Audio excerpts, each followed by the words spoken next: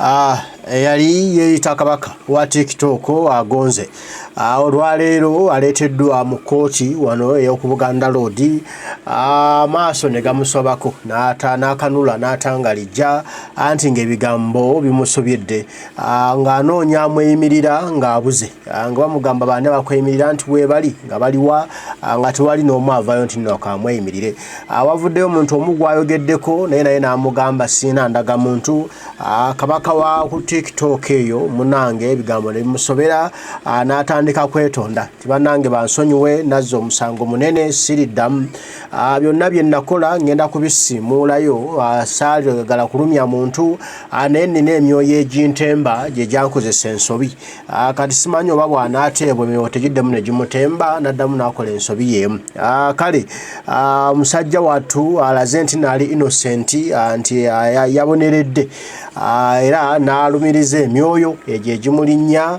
buli lwaba nga tali mu kkomera gimulinnya ne gimwogeza ebyanjwanjwa kati simanyi oba banaamuta tegiddemu ne gimulinnya n'ayogera ebyanjwanjwa naye nga ye yeetonze agamba bannange munsonyiwe siribiddamu naye nga y'oyo abadde yeeyita kabaka wa TikTok tewali wadde n'asobola kumweyimirira musajja wattu era simanyi omulamuzi anaayamba buyambi anaamutaasa butaasa kuba abantu bonna bamwegaanye bagaanye okuvaayo okweyoleka nti oyo ye yeeyimirira abavuma kabaka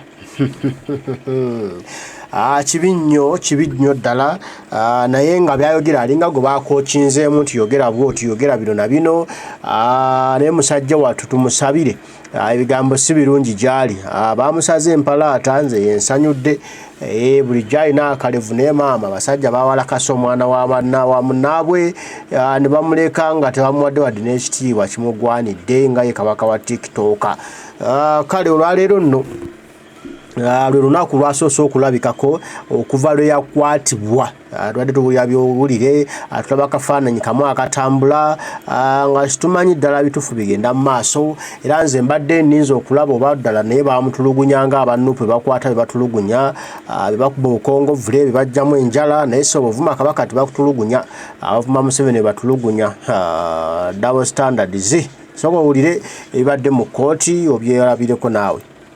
Discuss on voting brief. Mr. Nahab, the elder advocate.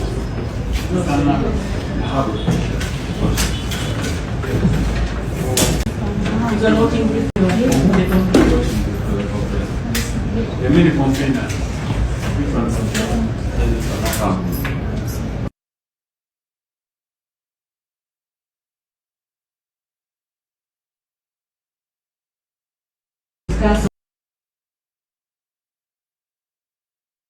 Discuss on voting brief. Mr. Nahab, the elder advocate.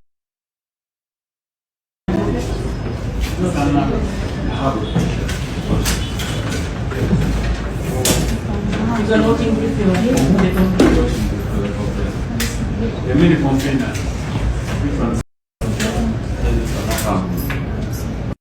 Discuss on voting brief. Mr. Nahab, the elder advocate.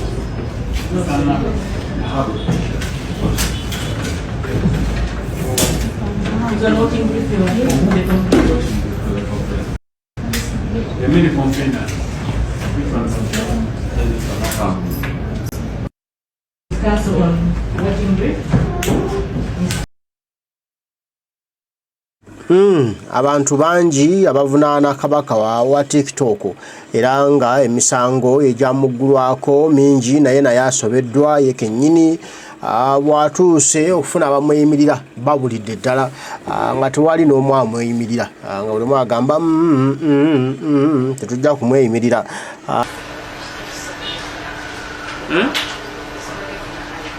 You don't have an identity card? What? So one of them is not ready. Mr. Musana, you have seen that? Yes, I've seen that.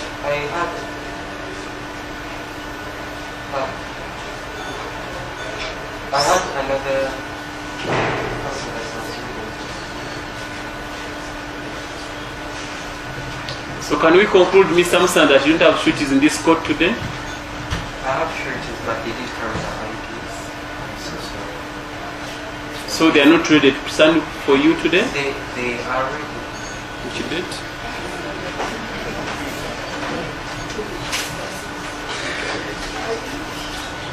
So you don't have sureties? I have sureties. They are not there, Mr. Msana.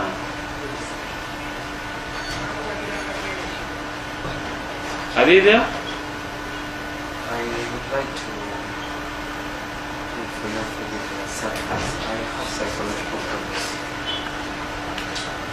I'm really disturbed, especially psychologically. I have not settled down and I've been having so many, I would call them spiritual positions that have made me act in a way that is not right.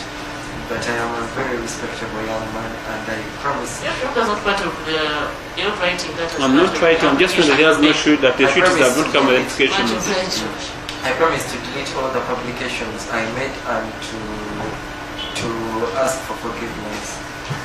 I'm not a violent young man, neither do I have evil intentions towards the current government or the presiding government.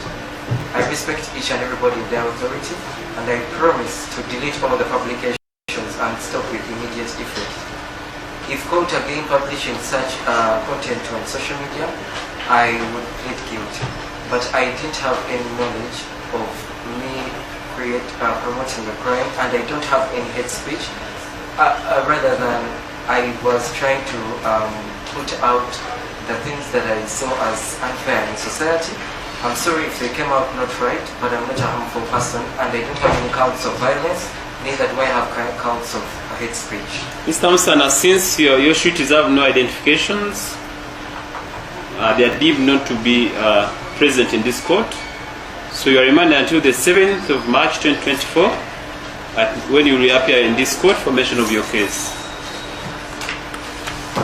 Court is adjourned.